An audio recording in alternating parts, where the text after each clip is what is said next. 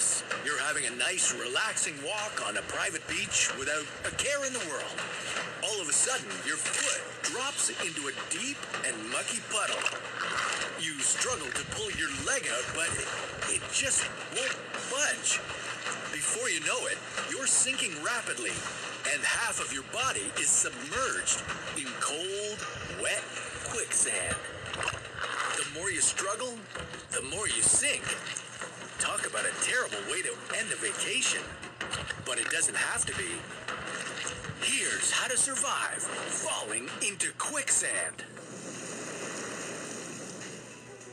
You've probably seen people up to their neck in quicksand in the movies, but in real life, it's quite rare.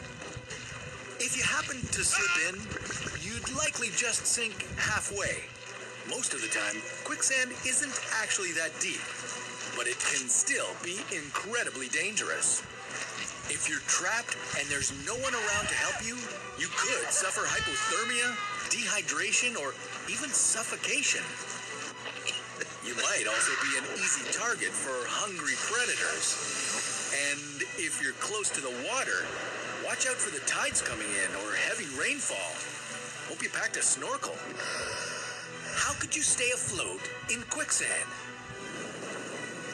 What signs of quicksand should you look out for? And could you rescue yourself if you're all alone?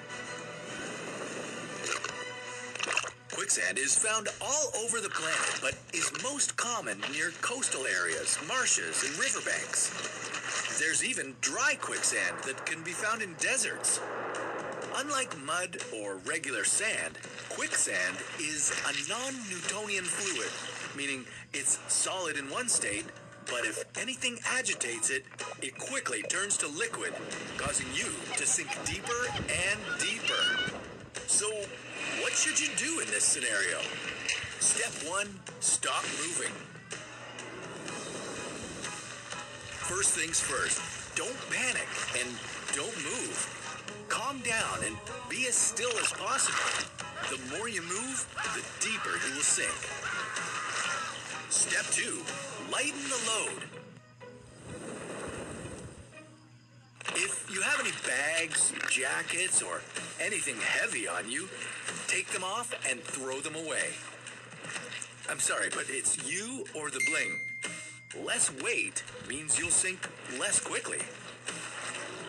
Step 3, grab onto something. If you are with a friend, grab their hand or grab hold of a tree branch nearby. Put as much weight as you can on the object you're holding onto. This will slow down the sinking process and help you stay afloat. Step 4, lean back and wiggle your feet. Leaning back will increase your surface area, making it harder for you to sink. Wiggling your feet will help liquefy the sand and help you free your legs. Once they're free, start paddling backwards with your arms to move yourself to solid ground. If your arms are stuck, try rolling your body instead. Step 5, call for help. Help! If all else fails, your voice might be the only thing that can save you.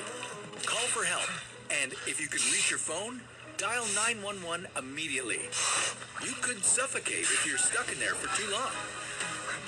Step 6, breathe deeply. This will make your body more buoyant.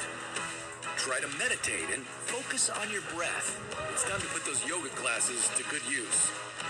If you're lucky, someone will come to the rescue, but they need to be extra careful about pulling you out. They could rip you in half if they pull too hard. With quicksand being 2 times denser than humans, its suction is incredibly strong. The weight of the sand can also damage your nerves and muscles. This is called crush syndrome and can lead to the release of compounds that can harm your kidneys. So it's best to try and get your legs free and stay flat. This will alleviate pressure on your muscles and organs and let you safely return to the surface. Dying from quicksand isn't common, but it can still happen. Next time you're traveling, educate yourself ahead of time about the dangers and risks in the surrounding area. Quicksand could be the least of your problems, especially if you're lost in the Amazon jungle. In which case, if you want to stay alive, keep watching How to Survive.